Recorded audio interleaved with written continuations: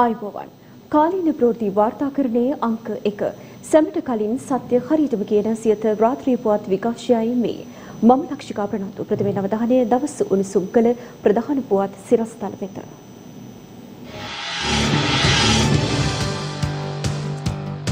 ඉන්දිය delta Covid ප්‍රභේදය පළමු වරට මෙරට සමාජයෙන් හමු වෙයි. දෙමට ගොඩින් ආසාදිතින් 5 දෙනෙක් ඩෙල්ටා ප්‍රභේදය දැනට පවතින කොවිඩ් ප්‍රභේදයට වඩා දෙගුණයකින් පැතිරයයි. ඉන්දිය ඩෙල්ටා ප්‍රභේදයේ තවත් නව විකෘති ප්‍රභේදයක්. රටේ සැබෑ තත්ත්වය ඉදිරි දින කිහිපයේදී හෙළිවෙයි. අහඹු PCR පරීක්ෂණ සඳහා ඉඩ දෙන්න මහජන සෞඛ්‍ය පරීක්ෂකවරුන් ඉල්ලයි. ආදර්ශමත් ප්‍රමිතිගත පෙරපාසලක් රටේ සෑම ග්‍රාම සේවා කොට්ටාශයකටම ලබා දීම අපේ ඉලක්කයයි. අගමැති අවධාරණය කරයි. මැති ගම්මන්පිල විපක්ෂයට පින් දෙයි. ප්‍රථමයෙන් දේශීය පුවත්. ඉන්දියාවේ සීග්‍රයෙන් පැතිර යන ඩෙල්ටා කොවිඩ් ප්‍රභේදයේ ආසාදිතින් 5 දෙනෙක් කොළඹ දෙමටගොඩ ප්‍රදේශයෙන් හමු වී තිබෙනවා. අදාළ වෛරස් ප්‍රභේදය මෙරටින් හමු වූ පළමු අවස්ථාව මේ බවයි ආචාර්ය චන්දිම ජීවන්දර මහතා සඳහන් කළේ. මේ සැරේ අපි සාම්පල් 13ක් යොදාගත්තා මේ පර්යේෂණයට. මේ පර්යේෂණ 13න් අතරම දෙමඩගොඩ ප්‍රදේශයෙන් අපි සාම්පල් 9ක් යොදාගත්තේ. 9න් 5ක්ම ඩෙල්ටා කියන B1.617.2 කියන ප්‍රභේදයට අන්තර්ගත කියලා අපි තහවුරු කරා අද දිනේ.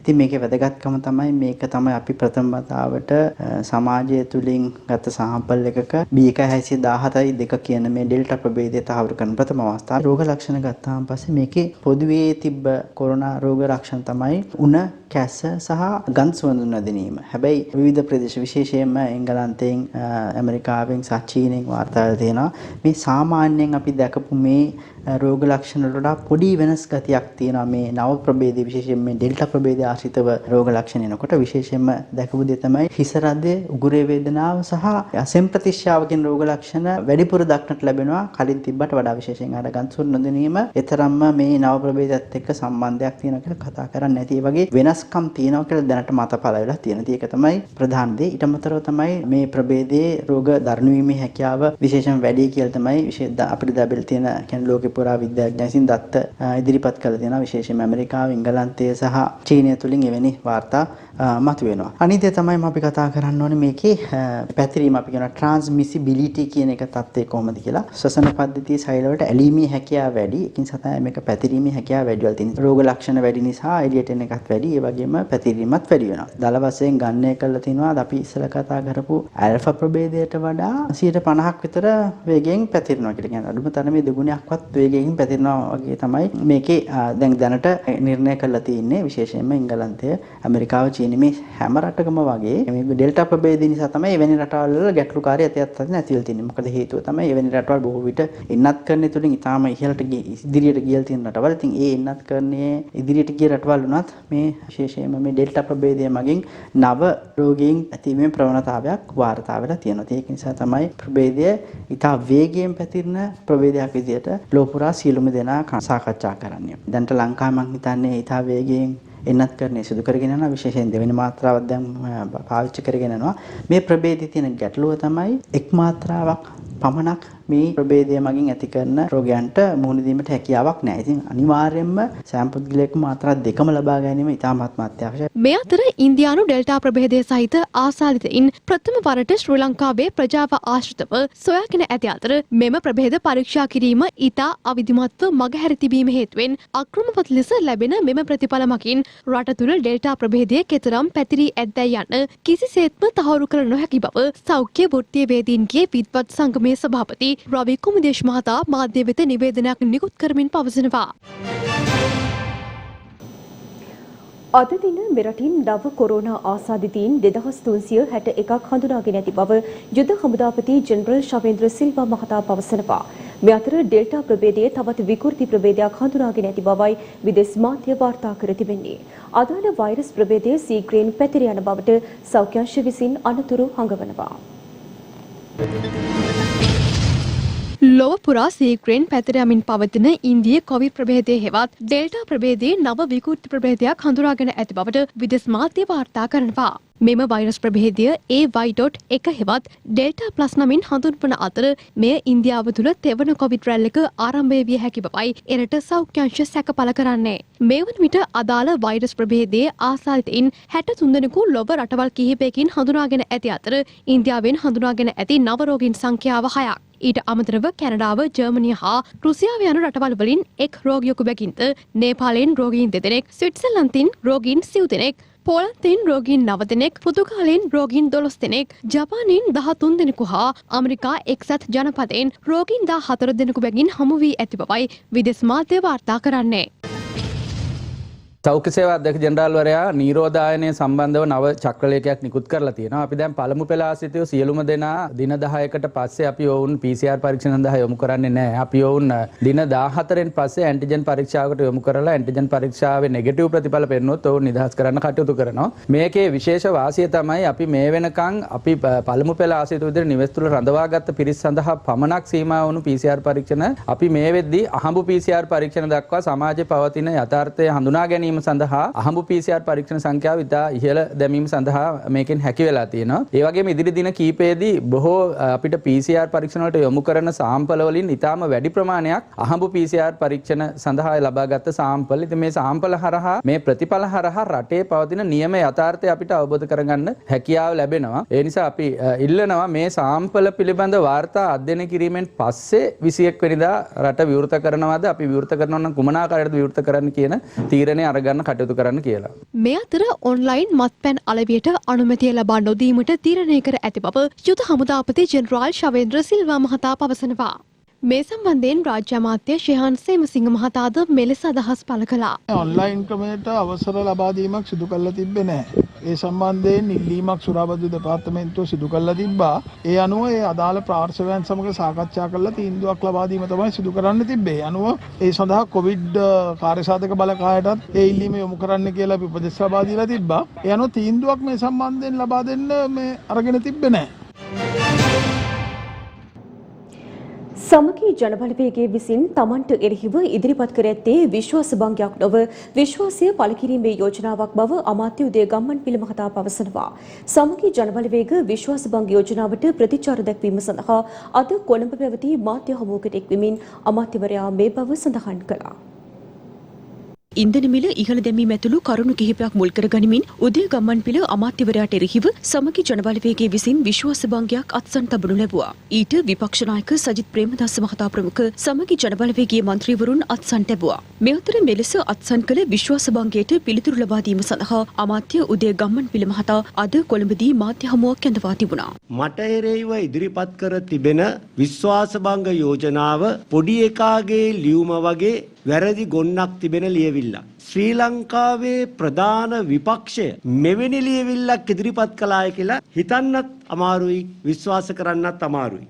පළමු චෝදනාවෙන් කියන්නේ ශ්‍රී ලංකා පොදු ජන පෙරමුණේ ප්‍රධාන ලේකම් සඳහන් කරන පරිදි අමාත්‍ය මණ්ඩලයේ අනුමැතියකින් තොරව මම ඉන්ධන මිල ඉහළ දැම්මා කියන එකයි. දෙවන චෝදනාවෙන් කියන්නේ ආණ්ඩුක්‍රම ව්‍යවස්ථාවේ 27 එක වගන්තිය අඩංගු රාජ්‍ය ප්‍රතිපත්ති මෙහෙයවීමේ මූලධර්ම උල්ලංඝනය කර ඇති බවත් 28 වන අගන්තියේ අඩංගු මූලික යුතුයකම් මා විසින් පැහැර ඇති බවත් 28 වන වගන්තියේ මූලික යුතුයකම් 6ක් සඳහන් වෙනවා. ඉතින් මොන යුතුයකමද මොන මූලධර්මයේද කඩකලේ කියන්නේ නැතුව මේ චෝදනාව ඉදිරිපත් කිරීම ඇත්තෙම අර්ථ විරහිතයි. දැන් බලන විට චෝදනා 10ම පදනම් විරහිතයි. හරියට විශ්වාස භංග යෝජනාවක් හදන විදිය විපක්ෂයට ඉගෙන ගන්න ඕනි නම් අතීතයේ ලංකා පාර්ලිමේන්තු ඉතිහාසයේ මම හිතන්නේ විශ්වාස භංග යෝජනා 48ක් නැත්නම් 49ක් ඉදිරිපත් වී තිබෙනවා. ඒවා ඉතා නිශ්චිතව අදාළ අමාත්‍යවරයා කළ වරද කුමක්දයි සඳහන් වෙනවා. මේ චෝදනා 10න් එකකවත් මා කළ වරදක් සඳහන් වන්නේ නැහැ. ඒ නිසා විශ්වාස භංග යෝජනාවක් නමින් විශ්වාසයේ පළ කිරීමේ යෝජනාවක් ගෙනීම පිළිබඳ විපක්ෂයේ සහෝදර මන්ත්‍රීවරුනි ඔබට බොහොම පිං. අපිට ඉතා පැහැදිලිව දකින්න ලැබුණා ආණ්ඩුවේ පසුපෙළ සමහරක් මන්ත්‍රීවරු මේ තෙල් මිල නැංවීම අසාධාරණයි කියලා කිව්වා. ඒ වගේම පොදු ජන පෙරමුණේ මහලේකම් සාගර කාර්යවසම් කිව්වා මේකේ වගකීම උදේ ගම්මන්පිල ගන්න ඕන කියලා. ඒ නිසා ආණ්ඩුවට අපි ඉතාම පැහැදිලිව කියන්න කැමති මේ විශ්වාස භංගය නොයෙකුත් කූට උපක්‍රම මගින් පරාජය කරන්න උත්සාහ කරන්න එපා. ජනතාව ගුණාට අන්දන්න බෑ. දැන් මේ වෙලාවේ තෙල් මිලේ ප්‍රශ්නය ආවහම ඒකට මේ ගම්මන්පිල සහ පොදු ජන පෙරමුණේ මහලේකම් කියලා නාටකයක් නිර්මාණය කරාට වැඩේ සාර්ථක වුණේ නැති නිසා අලුත්ම නාටකයේ දැම්ම ඔන්ලයින් අරක්කු වැඩි. මේ ආණ්ඩුවම දේවල් නිර්මාණය කරලා පස්සේ ජනාධිපතිවරයා ඒක එපා කියලා ලකුණු දාගැනීමේ ක්‍රමවේදය තවදුරටත් ක්‍රියාත්මක කරනවා. රටම ගත්තොත් කොරෝනා බිය විතරක් නෙමෙයි බඩු මිල ප්‍රශ්නේ, අධ්‍යාපන ප්‍රශ්නේ, ගම්මුතුරෙන් ආපු ප්‍රශ්නේ, පොහොර ප්‍රශ්නේ, පරිසර දූෂණ ප්‍රශ්නේ මේ ඔක්කොම ප්‍රශ්නත් එක්ක තුම්බියක් නෙමෙයි 98ක් දෝෂ ඇති වෙලා තියෙනවා. 98ක් දෝෂ භංග කරගැනීමේ අභියෝගයට ජනතාව මුහුණ දීලා ඉන්න වෙලාවක් තමයි ආණ්ඩුව මේ තෙල් මිල පිළිබඳ ගිනිකෙලි සංදර්ශන පෙන්නනවා. අපේ රටේ මහ බැංකුවේ වාර්තාවෙම කියනවා ලෝක වෙළඳපොලේ ඉන්ධන මිල 2020 අප්‍රේල් මාසේ ඍණ 37.63ක අගයකට වැටුණයි කියලා. අතේපත් වෙන පට්ටපල් බොරුවක් තමයි මුළු ආණ්ඩුවම රටේ ජනතාවට කියලා තියෙන්නේ. මුළු මහත් ජනතාවම රවට්ටලා මුළු මහත් ජනතාවටම පට්ටපල් බොරුවක් කියලා තියෙනවා. මේ අතර ඉන්ධන මිල ඉහළ දැමීමට විරෝධය පළ කරමින් අදත් දිවයිනේ ප්‍රදේශ රැසක විරෝධතා සංවිධානය කර තිබුණා.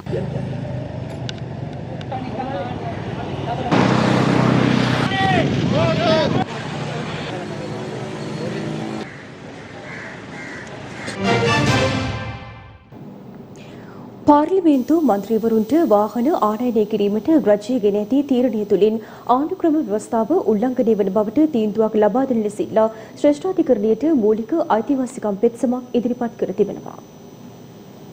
පාර්ලිමේන්තු මන්ත්‍රීවරුන් සඳහා සුකෝපභෝගී වාහන ආනයනය කිරීමට රජය ගත් තීරණය සමග පසුගිය දිනවල සමාජය තුළ ඒ සම්බන්ධයෙන් දැඩි කතාබහක් ඇති වුණා. කොරෝනා වසංගතයේ ශීඝ්‍ර ව්‍යාප්තිය හේතුවෙන් සංචරණ සීමා පනවා ඇති පසුබිමක ජනතාව දැඩි අපහසුතාවයට පත්ව ඇති වාතාවරණයක් තුළ විශාල මුදලක් වැය කරමින් මෙලෙස වාහන ගෙන්වීම අනුමත කළ නොහැකි බවට විපක්ෂය දිගින් දිගටම චෝදනා එල්ල කරනු ලැබුවා. කෙසේ වෙතත් අග්‍රාමාත්‍යවරයාගේ මැදිහත් වීමෙන් වාහන ආනයනය කිරීමේ තීරණය අත්හිටුවා ඇති අතර අද ජනතා විමුක්ති පෙරමුණේ හිටපු බස්නාහිර පළාත් සභා මන්ත්‍රී මහින්ද ජයසිංහ මහතා විසින් ශ්‍රේෂ්ඨාධිකරණයට මූලික අයිතිවාසිකම් පෙත්සමක්ද මේ සම්බන්ධයෙන් ඉදිරිපත් කරනු ලැබුවා. පාර්ලිමේන්තු මන්ත්‍රීවරුන් සඳහා සුකෝපභෝගී වාහන 227ක් ආනයනය කිරීමට රජය ගෙන ඇති තීරණය තුළින් ආණ්ඩුක්‍රම ව්‍යවස්ථාව උල්ලංඝනය වන බවට තීන්දුවක් ලබා දෙන ලෙස ඉල්ලා මෙම මූලික අයිතිවාසිකම් පෙත්සම ඉදිරිපත් කර තිබුණා. එහි වග උත්තරකරුවන් ලෙස මුදල් අමාත්‍යංශ ලේකම් SR ආටිකල අග්‍රාමාත්‍ය මහින්ද රාජපක්ෂ ඇතුළු අමාත්‍ය මණ්ඩලයේ සමාජිකයින්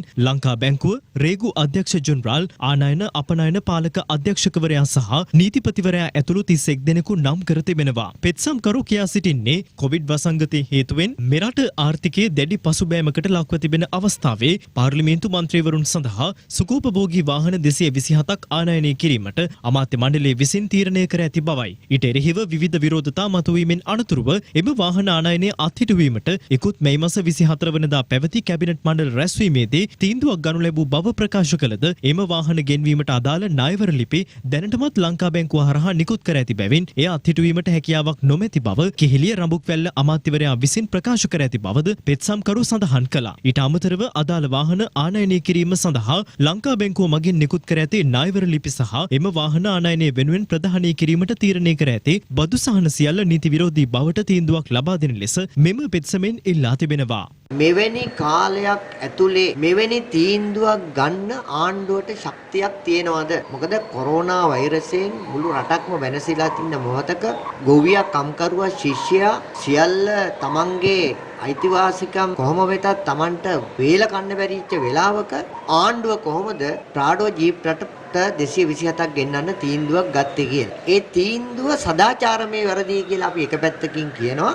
අනෙක් පැත්තෙන් කාරණයක් තියෙනවා නීතිමය වශයෙන් මහජන විරෝධය ආමුවේ කැබිනට් මණ්ඩලය අකුල ගත්තට කැබිනට් මාධ්‍ය ප්‍රකාශක කේවිලිය රඹුක්කැල්ල මහත්තයා එක වෙලාවකදී කිව්වා මේකේ දැන් ණයවර ලිපි නිකුත් කරලා තියෙන ප්‍රොසෙස් එක යනවා දැන් කරන්න දෙයක් නැහැ. ප්‍රශ්නේ ඒක නෙවෙයි. කැබිනට් මණ්ඩලයේ තීන්දුව ගන්නේ 18 වෙනිදා අවශ්‍ය කරන්නේ 24 වෙනිදා මැයි මාසේ. හැබැයි ණයවර ලිපි නිකුත් කර ඇත්තේ ලංකා බැංකුවට අප්‍රේල් මාසේ 22. කැබිනට් මණ්ඩලයේ තීරණය ආවරණය වෙන්නේ කොහොමද? තීන්දුව ගන්නත් කලින් ණයවර ලිපි නිකුත් කළා. ලක්ෂ 25ක් වටිනා ආදර්ශමත් ප්‍රමිතිගත පෙරපාසලක් රටේ සෑම ග්‍රාම සේවා කොට්ටාසයකටම ලබා දීම රජයේ අරමුණ බව අග්‍රාමාත්‍ය මහින්ද රාජපක්ෂ මහතා පවසනවා. ඒ ගුරු අභිමානී ජාතික උත්සවයට අද සහභාගී වෙමින් ගුරු අභිමානී ජාතික වැඩසටහන සංකේතවත් කරමින් පෙරපාසල් ගුරුවරයන්ට අග්‍රාමාත්‍යවරයා සහ අග්‍රාමාත්‍ය ආර්ය ශ්‍රීරන්ති රාජපක්ෂ මහත්මියගේ ප්‍රධානත්වයෙන් අදාළ දීමනා ප්‍රදානය කිරීම සිදු වුණා. සෞභාග්‍ය දැක්ම අනුව දිවයිනේ සෑම ග්‍රාම නිලධාරී කොට්ටාශයකම ස්ථාපිත කරන ලද සෞභාග්‍ය පෙරපාසල ඉදිකිරීම සඳහා රුපියල් ලක්ෂ 25ක මුදල් ප්‍රදානය කිරීම සහ පෙරපාසල් 1500ක යටිතල පහසුකම් සංවර්ධනය වෙනුවෙන් ලබා දෙන රුපියල් ලක්ෂ 6ක ප්‍රදාන ලබා දීමද මෙහිදී අග්‍රාමාත්‍යවරයාගේ ප්‍රධානත්වයෙන් සංකේතාත්මකව සිදු වුණා. මවතුරුල්ලේ හිටපු දරුවගේ විධිමත් පාසල් අධ්‍යාපනයක් වෙත යොමු කිරීමට හැඩගස්වන්නේ පෙර පාසල තුළ. දරුවෙක් මෙලෝ එළිය දුටුවම. ඒ දරුවට ලෝකයේ දකින්න මුල්ම අඩිතාලම දමන්නේ මේ පෙර පාසලින් බව අමුතුවෙන් ප්‍රකාශ කළ යුතු නැහැ. අපි බලයට පැමිණි විගස පෙර පාසල් සඳහා රාජ්‍ය අමාත්‍ය ධුරයක් පවා ඇතුළත් කළෙත් ඒ වෙනුවෙන්. මුල් ළමාවිය සම්බන්ධයෙන් ජාතික ප්‍රතිපත්තියක් පවා මේ වෙනුවට කිටුම්පත් කරලා අවසන් කියලා පියල් නිශාන්ත රාජ්‍යමතුමා අපි සමග කිව්වා. ඒ වගේම පෙර පාසල් ගුරුවරුන්ට විධිමත් ගුරු පුහුණුවක් ලබා දීම ඉතා වැදගත්. ඔවුන්ට විශ්වවිද්‍යාල මට්ටමින් උපාධිය දක්වා ශිෂ්‍ය දැනුම වර්ධනය කර ගැනීමේ අවස්ථාවක් අධ්‍යාපන මැතිතුමා මහාචාර්ය ජී.එල්. පීරිස් මැතිතුමා මඟ පෙන්වීමෙන් ලබා දෙයි කියලා අපි විශ්වාස කරනවා. අපේ ඉලක්කය රුපියල් ලක්ෂ 25ක් වටින ආදර්ශමත් ප්‍රමිතිගත පෙර පාසලක් රටේ සෑම ග්‍රාම සේවා කොට්ටාසයටම ලබා දීම.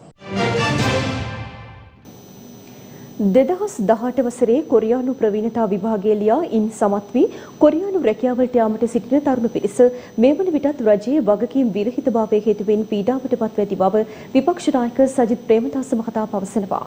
ඒ මාධ්‍ය වෙත නිවේදනයක් නිකුත් කරමින් කොරියානු රැකියා කෝටාව අනතුරේ ආණ්ඩුව වහා මැදිහත් වෙනු යන මෙයින් විපක්ෂ නායක සජිත් ප්‍රේමදාස මහතා මාධ්‍ය වෙත නිවේදනයක් නිකුත් කර තිබෙනවා.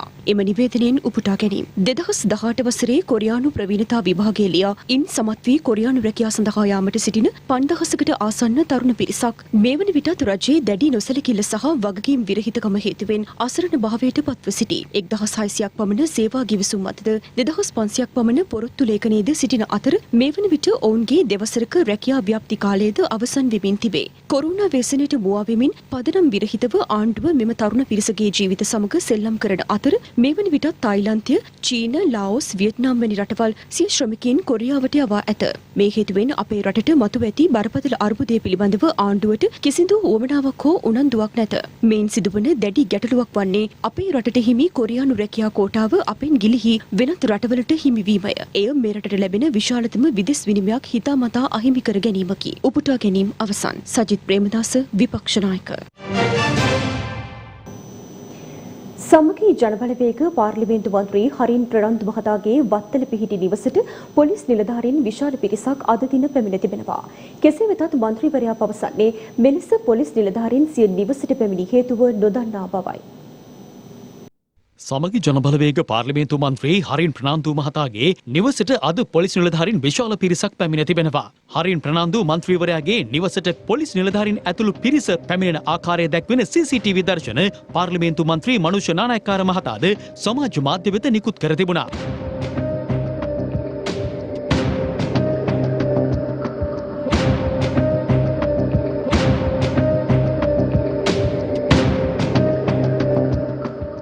සිය නිවසට පොලිස් නිලධාරීන් පැමිණීම පිළිබඳව පාර්ලිමේන්තු මන්ත්‍රී හරින් ප්‍රනාන්දු මහතා සමාජ මාධ්‍ය ඔස්සේ මෙලෙස අදහස් පළ කළා. මම ගේට්ටුවල්ල ආපුවම මොකද්ද හේතුව කියලා උන් ප්‍රකාශ කළේ බස් එකකින් කට්ටියක් නිවසට පැමිණෙමින් සිටිනවා මගේ නිවසට.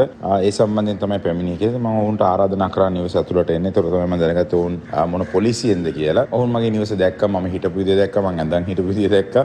එතනින් එහාට මම හිතන OIC-ට කෝල් එකක් ආවා. එතුමා නිවස ඇතුළට දැක්ක පුටුවක්වත් දාලා තිනවා රැස්වීමක් තියෙන භූමියක්ද කිසිම දෙයක්ද කියලා. 30කට අධික පොලිස් පිරිසක් එක්ක පැමිණි ඔහු එකපාරට මටත් නොකිය දුරකථනය කනේ තියාගෙන එහෙමම එළියට යනවා මම දැක්කා. ඉතින් හිතා ගන්න බෑ මොකද්ද උත්සාහය, මොකද්ද හැසිරීම, මොකද්ද මේක කරේ කියන එක. කෙසේ වෙතත් මේ සම්බන්ධයෙන් අප පොලිස් මාධ්‍ය ප්‍රකාශක නියෝජ්‍ය පොලිස්පති අජිත් රෝහණ මහතාගෙන්ද විමසීමක් කළ අතර හරින් ප්‍රනාන්දු මහතාගේ නිවසේ පරීක්ෂා කිරීමක් සම්බන්ධයෙන් රාජකාරිමය කටයුත්තක් සිදු නොවු නමුත් අදාළ ප්‍රදේශයේ බහර පොලිස් ස්ථානාධිපතිවරයාට ලැබුණු තොරතුරකට අනුව එම ප්‍රදේශයේ කිසියම් සොයාබැලීමක් සිදු කර ඇති බවයි.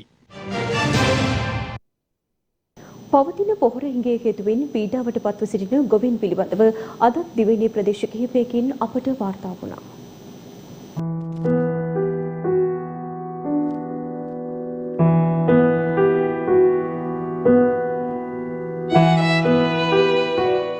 අනුරාධපුර මහවිලච්චේ ප්‍රදේශයේ වට්ටක්කා වගාවන් ආශ්‍රිතව පැතිර යන රෝගයක් හේතුවෙන් එම ප්‍රදේශයේ වට්ටක්කා ගොවීන් දැඩි අර්බුදයකට මුහුණ පා තිබෙනවා. මෙවන විට වට්ටක්කා වගාව තුළ පඳුරු දැමීම ආරම්භ විය යුතුව ඇතත් මෙතෙක් එවැනි තත්ත්වයක් ඇති වී නොමැති බවත් පත්‍ර කහපැහැ ගැන්වී කොළ කොඩවීම ආරම්භ වී ඇති බවත් ගොවි ජනතාව අප සමග පැවසුවා. අපි මේ වට්ටක් වලට කොච්චර තෙල් ගැව්වත් කහපාට ගතිය ඇරලා යන්නේ. හැමදාම උදේ හවස ඇවිල්ලා තෙල් ටැංකිය මේවා කරගන්නවා, කුලී ගන්නවා, මුළු කෑල්ලම පේනවා, කහ රෝගේ අපිට මොකද කරගන්නේ කියලා තේරෙන්නේ නැහැ. දැන් මොකද්ද මේ වට්ටක් වලට කරගන්නේ කියලා. ලක්ෂ 4ක් විතර වියදම් කරලා තියෙනවා. කුලියට මිනිස්සුය ගන්නවා. ඒවා දැන් ගෙවා ගන්න විදිහක් නැහැ. රජයෙන් ලබා දෙන සහනාධාර පොහොර නොලැබීම මෙන්ම කෘෂි රසායනික තෙල් මිල ශීඝ්‍රයෙන් ඉහළ යාම හේතුවෙන් පීඩා විඳින ගොවි ජනතාවට අද මුහුණ පාන්ට සිදුව ඇති වට්ටක්කා පැල ආශ්‍රිතව ඇතිව තිබෙන මෙම රෝගී තත්ත්වයේ හේතුවෙන් ඔවුන් කබලෙන් ලිපට වැටී තිබෙනවා. කෘෂි නිලධාරීන්ට මේ පිළිබඳව දැනුවත් කර ඇතත් තවමත් ඊට නිසි ක්‍රියාමාර්ගයක් ගැනීමට කිසිදු වගකවියුත්තෙක් කටයුතු කර නැහැ. හිටානිද්ද වෙනකොට මේ වැට මොනවද කරන්න දැන් වී වපුරන වෙලාවකුත් නැහැ. දැන් කන්නෙන් භාගයක් දැන් ගෙවිලා තියෙන වෙලාවේ. මේකට දැන් කර ගියා කන්න කිසිම දෙයක් නැහැ. දැන් කියන්න කෙනෙකුත් නැහැ, කරන දෙයක්වත් නැහැ. දන්න ලෝකයේ නොදන්න තොරතුරු සොයා යන Do You Know දැන්.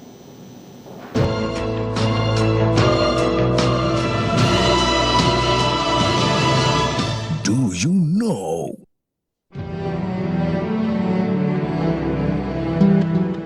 Do you know තුලින් අපි අද කතා කරන්නේ සමුද්‍රයේ ගුප්ත සතා ලෙස හැඳින්වෙන ඩොල්ෆින් පිළිබඳවයි.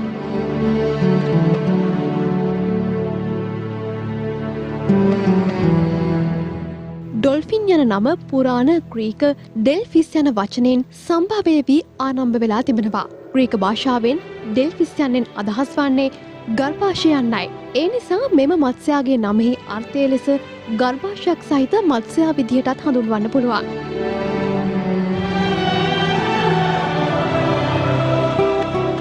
මිනිසෙකුගේ ගතිගුණ ප්‍රිය කරන ඩොල්ෆින් නිදා ගැනීමට ගත කරන්නේ තත්පර 30කටත් වඩා අඩු කාලයක්. ඩොල්ෆින්ට හුස්ම ගැනීමට ජලය මතු පිටට ඒමට සිදුවීම ඊට හේතුවයි. මිනිත්තු 5ක නින්ද ඩොල්ෆින්ට ඉතා අධිකු නින්දක් විදිහටයි සැලකෙන්නේ. නින්දේ ප්‍රථම අධීරයේදී ඩොල්ෆින් නිදාගන්නේ මොලේ එක් අර්ධයකින්. එනම් එක් ඇසක් පමණක් වසාගෙනයි. අනෙක් අර්ධය සහ ඇස පරිසරයේ සිදුවන වෙනස්කම් සහ සතුරන් පිළිබඳව විමසිල්ලෙන් පසුවනවා. නින්දේ දෙවන අධීරයේදී සුපුරුදු පරිදි ඇස් දෙකම වසාගෙන නින්දට යනවා. බොහෝ ඩොල්ෆින් වර්ගයන්ට ජලය තුළදී මෙන්ම ජලයෙන් පිටතදීත් ඉතා ඉහළ මට්ටමේ දෘෂ්ටි හැකියාවක් තිබෙනවා. ඒ වගේම ඔවුන්ගේ ශ්‍රවණ හැකියාවද මිනිසාට වඩා ඉහළ මට්ටමක පවතින බවටයි සොයාගෙන තිබෙන්නේ.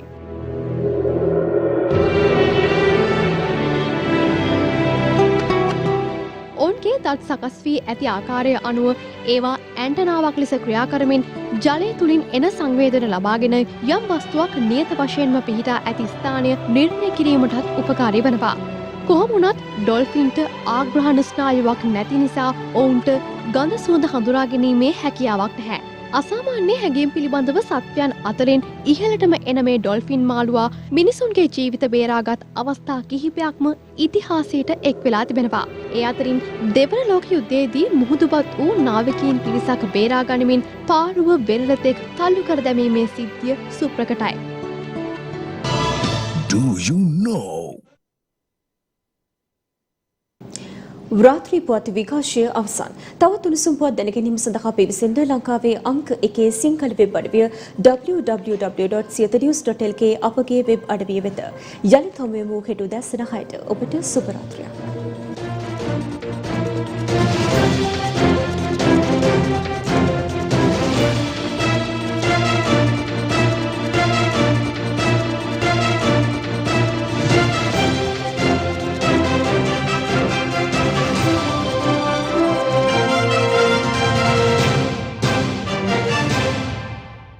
දිනපතා අලුත් වීඩියෝ සහ ප්‍රවෘත්ති නැරඹීමට ඉහත බටන් එක ක්ලික් කර සියත TV සබ්ස්ක්‍රයිබ් කරන්න.